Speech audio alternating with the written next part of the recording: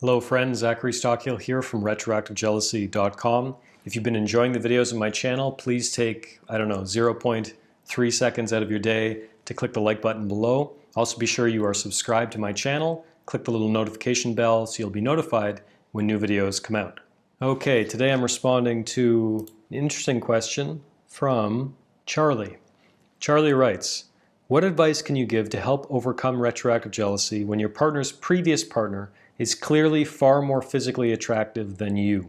We can all work to improve ourselves, but sometimes there are previous partners who are just naturally far more attractive. Okay, Charlie, good question. Interesting question. So the whole notion of attraction and what attracts us to certain people and what constitutes attractiveness, what constitutes beauty is a very interesting one.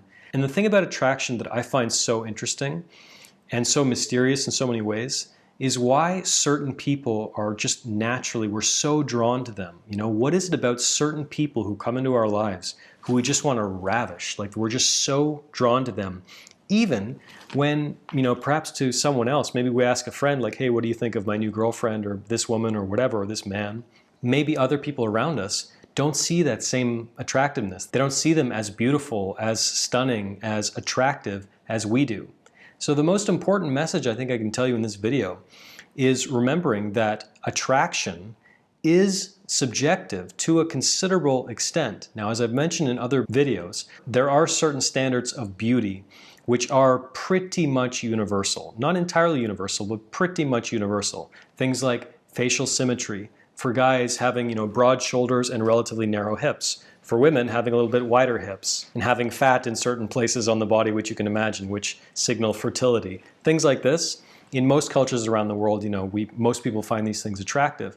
However, it's important to distinguish between physical beauty, which it seems that you're talking about, and attraction.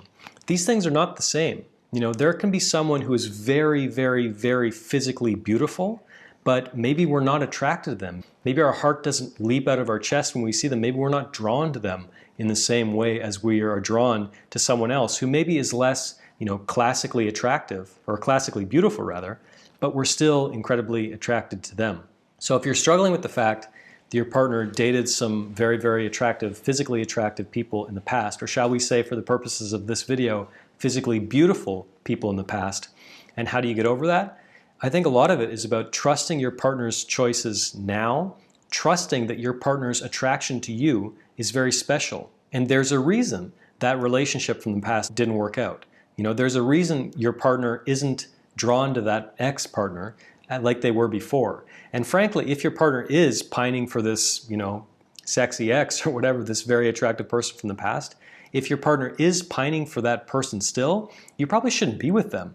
I don't know about you, but I would never want to date someone who is genuinely pining for an ex. But remember that attraction is subjective to a considerable extent, and there are a whole bunch of ways in which you can make yourself more attractive that really don't have much to do with the way you look. Things like improving your sense of humor, watching a lot of stand-up comedy, for example. I love stand-up. And that was a big thing for me actually, is like just absorbing all kinds of stand-up all the time and working on observing social dynamics and my sense of humor. That really helped.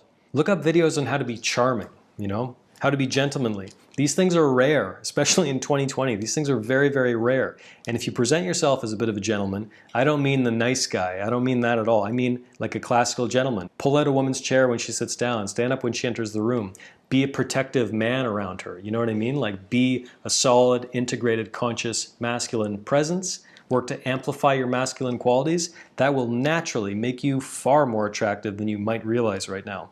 Learn about connecting with your partner or women in general on a deeper spiritual level. You know what I mean? You can look into things like meditation and deep breathing and which questions really help you get to know someone. Incorporate those questions into your conversation. Learn to be a good listener. Oh my God, if there's one tip I can give more people nowadays, I don't mean just men and women alike, in the context of dating and beyond, is so many people are terrible listeners, so many people.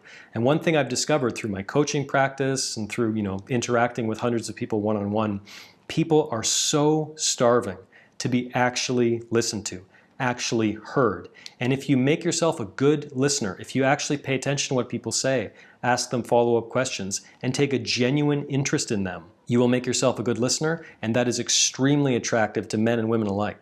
So what I'm saying here is distinguish between attraction and beauty, right? Remember that even physical beauty is subjective to some extent as well. You know, there's some women on the street where my friend might just be completely smitten with her. I might see her and be like, nah, she's okay. And the same goes for, I'm sure, you as well. We all have certain people who really turn us on and we're really drawn to, and other people where we're kind of shrugging it off. And maybe you are the apple of your partner's eye. Maybe your partner looks at you and she compares you very favorably to this ex who maybe you consider more physically beautiful. But distinguish between beauty and attraction.